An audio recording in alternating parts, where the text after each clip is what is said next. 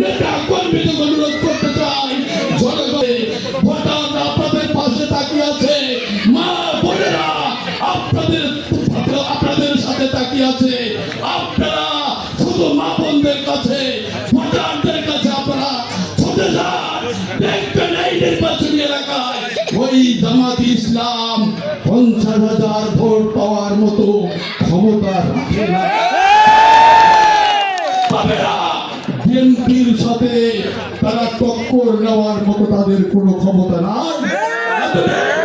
এই বিএনপি তাদের সাথে নিয়েছিল 20 দলীয় জোট ছিল, 4 দলীয় জোট ছিল।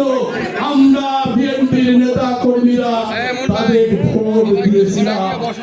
আর ওই কালসাপ ওই জামাত ইসলামকে বিশ্বাস করা বিএনপি ভুল করেছিল। তাই তাদের প্রত্যাখ্যান করতে হবে। তাদের 12ই ফেব্রুয়ারি নির্বাচনে এই জলঢাকার জনগণকে বিজয়ী করতে হবে এবং ধানের শীষকে বিজয় করতে হবে। জলঢাকার উন্নয়ন করতে হবে, জলঢাকায় আলো জ্বালাতে হবে। আর আমরা জলঢাকাকে পিছিয়ে রাখতে চাই না। এই জামাত ইসলামের নেতা কর্মীরা কি করে কি করে না আপনারা সবাই জানেন। এবং তারা যখন নির্বাচিত হয়, তারা যখন এমপি হয়, তখন যেসব সরকারি অনুদান পায় তাদের মধ্যেই বিবন্টন করে খায়।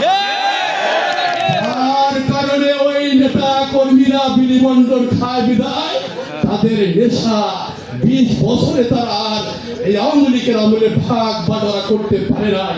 তাই আবার ওই অনুদান, ওই সরকারের অনুদান তাদের মধ্যে ভাগ বাটোয়ারা করে খাইতে চায় ওই নেতা গুন্ডা, ওই কর্মী গুন্ডা। তাই দেখবেন নিমকে হারাম করেছে, ঘুমকে হারাম করেছে, আজকে জনগণকে বিরক্ত করতেছে। তাদের কথায় ভুলবেন না, তাদের নেশা